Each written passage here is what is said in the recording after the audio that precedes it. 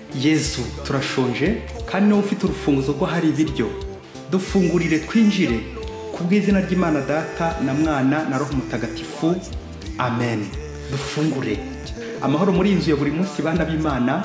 Muhumure turangamire Yesu funguro ryacu.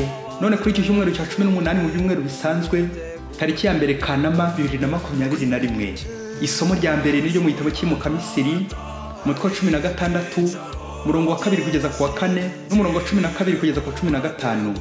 Igihe bari mu butayu ikoraniro ryose ry'Abayisiraheli ryitotombera Musa na Aroni.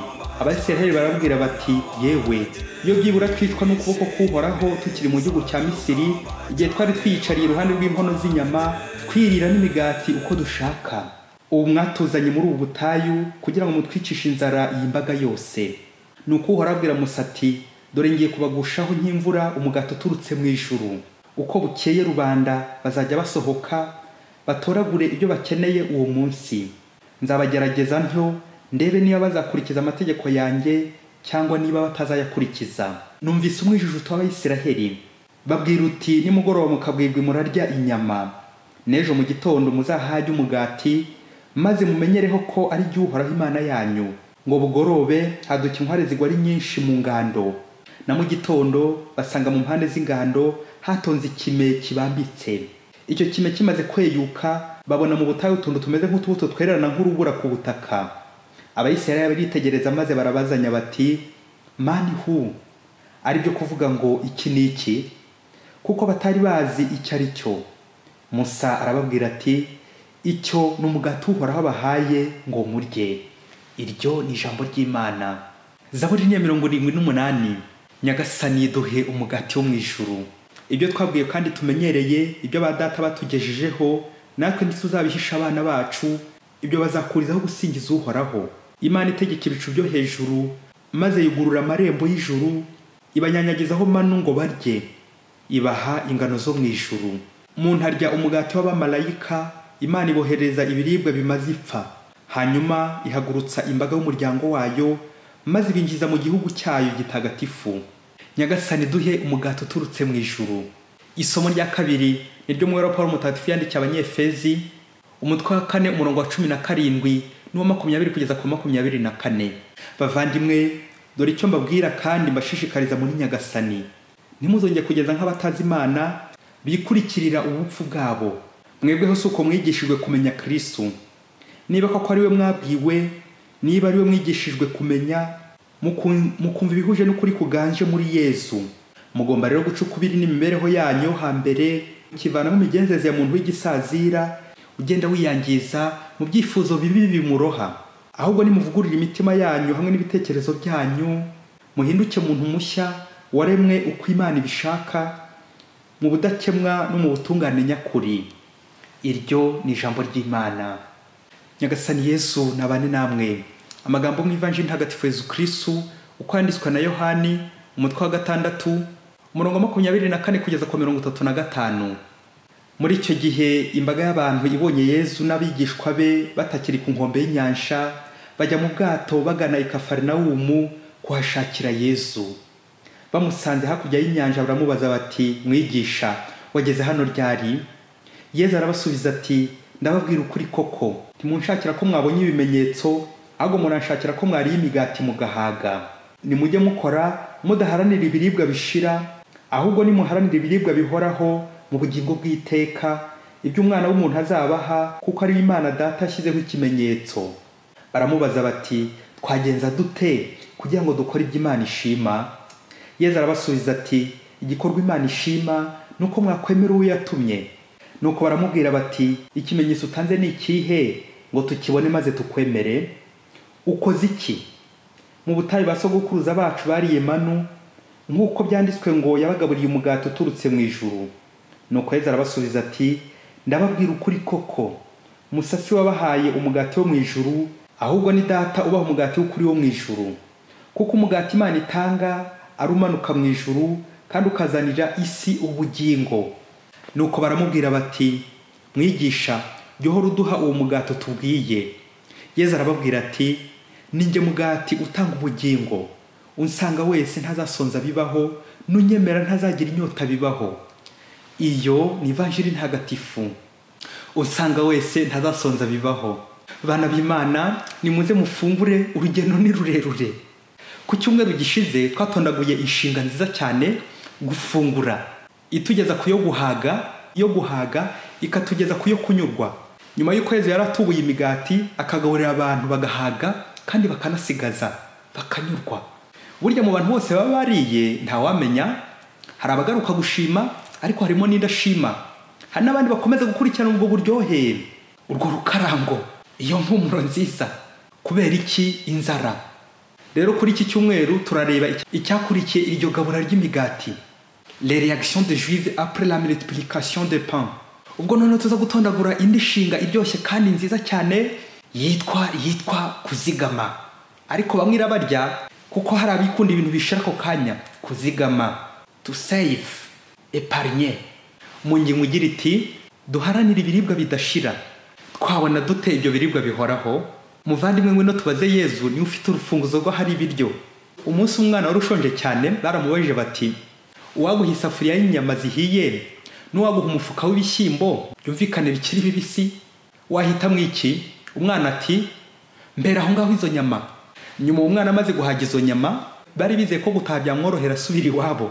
Amaze guhembuka nyine barongera bamubaza bati, ese mwana, ari umuneke ari igare wahitamo iki? Umwana arasubiza ati, nahitamo kurya umuneke ndi ku igare. Bakristo bavandimwe, turashonje pe.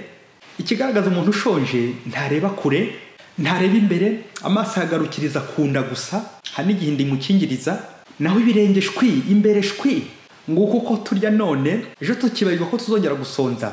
Tukiberaho muri ya mvugo y'ikilatini ngo carpe diem, vivre le jour présent.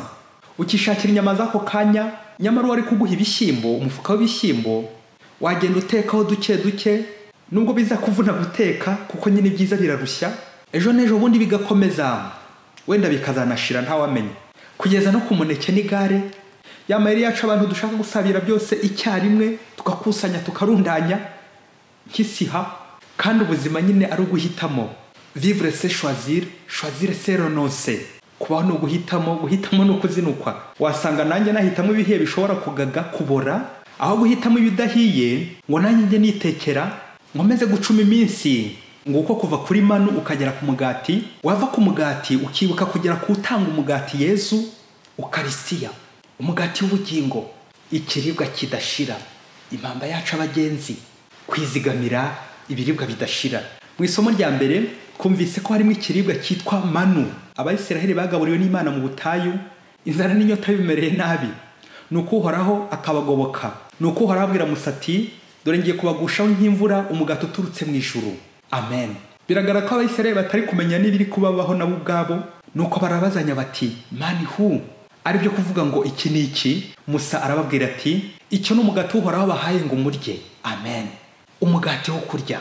Umuririmbyi wa Zaburi kuri iki cyumweru, nyuma yo kubona ko hano ku isi ibyaho bishira vuba vuba, arasaba ibiturutse mu ijuru, yizeye ko ari byo biramba. Ubwo yagize ati, Nyagasani duhe umugati uturutse mu ijuru. Amen. Ese uyu mugati uturutse mu ijuru usute? Ungana ute? Umeze ute? Urifuza kuwubona? Ikigaragara bavandimwe, uwariye umugati nyine uturutse mu ijuru arahinduka, arivugurura, ubuzima bushya. Nk'uko Pawulo abishishikariza abanyefezi mu isomo rya 2 ati, mugomba gucukubira n'imibereho yanyu yo hambere, mukivanamo imigenzereze y'umuntu w'igisazira ugenda yiyangiza mu byifuzo bibi bimuroha. Amen. Urakoze Pawulo mutagatifu utuburira. Bakristo bavandimwe, ni ihame pe, ibiribwa bya hano munsi birashira, ariko bikatwerekeza ku biribwa bidashira byo mu ijuru. Nk'uko manu Abayisiraheli bariye mu butayu bongeye gusonza, igatwerekeza kuri Ukaristiya abakristo twebwe ubu ngubu duhabwa aho bigishoboka, ikatubera impamba nyine y'abagiye mu ijuru. Kuva kuri manu ukagera ku mugati, umugati ukakwerekeza kuri nyirawo Yesu, ugabura, uduhereza. Nk'uko twabizirikanye mu ivanjiri ya none, ubwo Abayahudi benshi bari bamukurikiye, amaze kubagirira impuhwe, agatubura imigati 5 n'amafi 2, bakarya bagahaga ndetse bakanasigaza. Bo rero bakomeje kurebera Yesu mu migati, akamwana wereka inyenyeri mu kirere, aho kugira ngo arebe iyo nyenyeri, ahubwo agakomeza kwirebera urutoki ruri kuyimwereka. Nibyo rero byabaye kuri Abayahudi, aho kurangamira Kristo waho umugati ngo bamubonemo umukiza n'Imana, bari kumubonamo imigati ndetse bari kwifuza kumwimika ngo abe umwami w'imigati, ngo ajye akomeza bihere kuri iyo migati. Nibwo Yesu abibukije cya gisobanuro cy'umubare 7, imigati 5 n'amafi 2, la maîtrise du spirituel sur le corporel, gutareba hasi gusa ahubwo no hejuru, gutera imbere, kurangamira imbere, kudatwagwa n'iby'umubiri gusa ahubwo n'ibya roho, bityo roho ikatuyobora. Yesu ati nimujye mukora mudaharanira ibiribwa bishira, ahubwo nimuharanira ibiribwa bihoraho mu bugingo bw'iteka. Amen. Nibwo rero nabo banze kuvira mwaho kugira ngo bikure mu isoni, bamubaje ikibazo natwe twakwibaza bati twagenza gute kugira ngo dukore ibyo Imana ishima? Bakristo bavandimwe, iki gisubizo Yesu yahaye abayahudi natwe tukigendeyeho tukagihuza n'ubuzima bwacu bwa buri munsi, twabaho neza turangamiye ijuru. Ati igikorwa Imana ishima nuko mwakwemera uwo yatumye. Amen. Kurangamira Yesu umugati w'ubugingo. Iyo Yesu amaze gukora ikimenyetso cyangwa igitangaza, abayifuza ko ukimara gukibona cyo gitangaza wakibona ariko ukemera uwagikoze Yesu. Nukubara nyine kugeza kuri 7. Imvugo yanjye la perfection, imvugo yanjye ubuzima bwanjye nkayoborwa na roho mutagatifu, roho w'Imana. Ngwani intambara ya buri munsi. Ese mu Kristo ugeze utondagura inshinga kwizigama, wasanga wizigama gusa muri banki, mu bimina, yewe ukaba wakina n'urusimbi ukomeze ugwiza imitungo myinshi, ariko kibagirwa ko izi banki za hano ku isi, ibi bimina, aha duhunikira, aha kuri isi hari mungu n'imigese, aho dusimba n'imungu byonona. Aho ujya wubika kwizigamira iby'ijuru, usenga wumva ijambo ry'Imana, ujya mu misa aho bikiri gushoboka. Ese mu Kristo muvandimwe, wasanga nawe imishinga yawe hano ku isi ishingiye kuri investissement à court terme, za projet za nyungu ushaka zihuse ariko zitaramba. Ni nka bwa bukungu ngandurarugo, inyama ziri mu isafuriya, imineke, ibiryo bitetse, ibishyimbo, ibirayi, ibijumba, ibyo urya ako kanya, nyamara wakagombye gutekereza no ku mishinga ibyara inyungu ziramba, investissement à long terme, nko ku bihingwa ngengabukungu, icyayi, ikawa, bizakubeshaho no mu minsi iri imbere, ariko ibi byose nabyo ukazirikana ko bishira. Rero nko ku mukristo by'umwihariko akibuka ko investissement à long terme y'ukuri ari ukwizigama ubukungu bw'ijuru. Ijuru, umubikira aherutse kujya ku isoko, ahura n'umugore uhetse umwana ari gusabiriza mu nzira.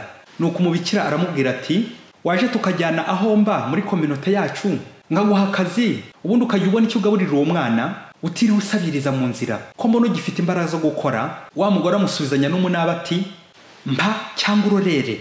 Mu Kristo ari wowe uyu mugore wamuha amafaranga.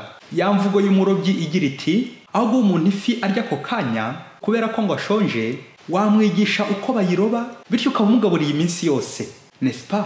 Si. Babyeyi mwige kuroba mwese, abatazi kuroba birabareba.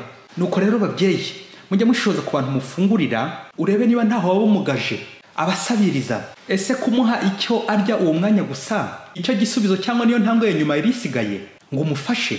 Birabaje muri iyi si hari abatekinisiye benshi b'abanyabugugu badashobora kwereka abandi uko bakora ibintu, bityo ngo babe babigisha nabo ubwabo bajye babyikorera ngo kugira ngo bakomeze barye bonyine. Aba ari njye ubimenya njyenyine. Rero mu Kristo ni uguheka abandi, ni ugutoza abandi ibyiza birambye, kuko twese kuri isi turi abasangira ngendo tujya mu ijuru twizigama. Tukizigama rero ibiribwa biramba bihoraho, kwizigama ababyeyi. Umunsi umwe abanyeshuri 2 bakundanaga cyane, barangije kwiga amashuri abanza, umwe yanga gukomeza yihitiramo kuba umurobyi. Kandi burya murabiza kenshi abarobyi bakunze gusa kubona amafaranga make bashobora no kurya uwo munsi gusa, nejo bagasubira. Nuko undi mugenzi we arakomeza mpaka ariga, aba umuganga ukomeye ageza kuri dogtora, aba doguteri. Ese mubyeyi muri aba bana bombi ari umurobyi ari doguteri ntarakomeza, ninde wizigamye birambye kurenza undi? Hari uwahita nsubiza ati ni doguteri kurenza umurobyi. Doguteri arangije kwiga, iwabo w'umurobyi batangiye kwicuza impamvu umwana wabo natakomeje ngo yige kugera kuri dogtora. Ariko igitangaje, abana bombi bakomeje kuba inshuti magara, dore ko bombi bari n'abakristo b'indani, bari abaririmbyi muri korali, barimba muri korali imwe.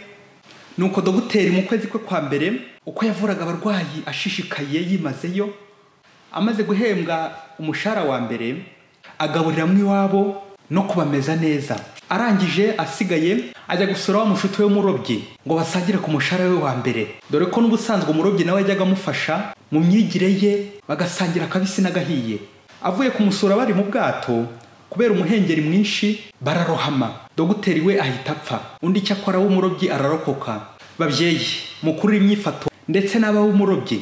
Mwongera mukuri ifoto y'umushuti wa dogiteri w'umurobyi nyuma y'umushara we wa mbere dogiteri arangije kwiga none akaba apfuye kandi yari yitezeho byinshi mu iterambere ry'umuryango we ry'igihugu ndetse na kiliziya. Wakwibaza uti ninde wizigamye kurenza undi muri aba bana bombi? Wabimenya ute? Aha babyeyi, soreje ku nkuru y'incamugongo kugira ngo twibukiranye ko urupfu rutareba amashuri nize, inganda mfite, rudakangwa n'umurimo ukora, rudakangwa n'amafaranga ufite, n'ibintu ufite ryaguye, rudakangwa n'igihagararo n'imisusire, ntiruteguza, ntirukangwa n'imishinga wateguye itarajya mu bikorwa. Ejo rwatwaye umurobyi, ejo ninjye padiri ruzatwara. Ubwo se ababyeyi banjye namwe inshuti zanjye wasanga muzandirira ngo ruranyibye we, ngo padiri arapfuye we. Aha, twebwe hano ku isi iyo umuntu apfuye akenshi turabara cyane tukarira tugashavura yewe nyine nk'abantu bari hano ku isi. Ariko buriya niba koko twari twizeye ko uwo muntu wacu agiye ahantu heza kurenza ahangaha turi ku isi, ayo mafaranga yari kuzajya duha, ibyo bikorwa yari kuzajya dukorera, twakwishima tukishimira ko agiye aheza mu ijuru.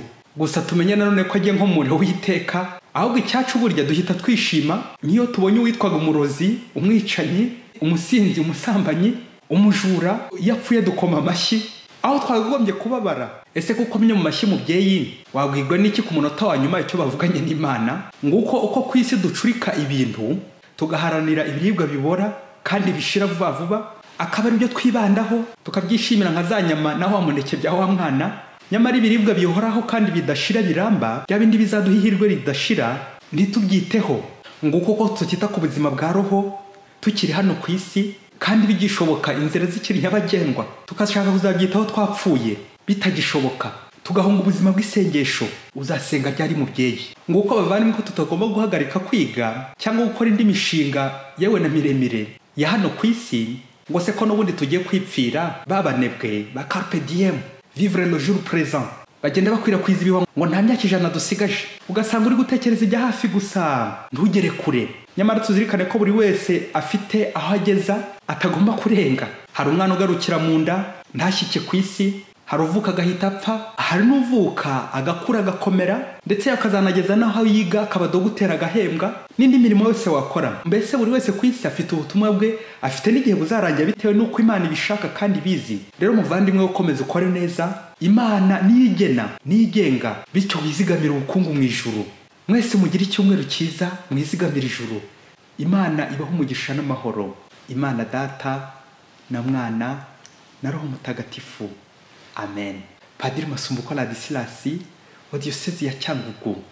Mbaye mbasigiye ako karirimbo karindwe n'abaseminari bato ba Mutagatifu Aloyizi Cyangugu ngo dukomeze kwizigamira ijuru. Kwizigamira ubukungu mu ijuru, iyi si ya none si wacu twimuke ngani byacu turi mu icumbi, nimugire vuba nk'abagenzi mwitegure twimuke mu nzu ya Data hari ibyicaro byinshi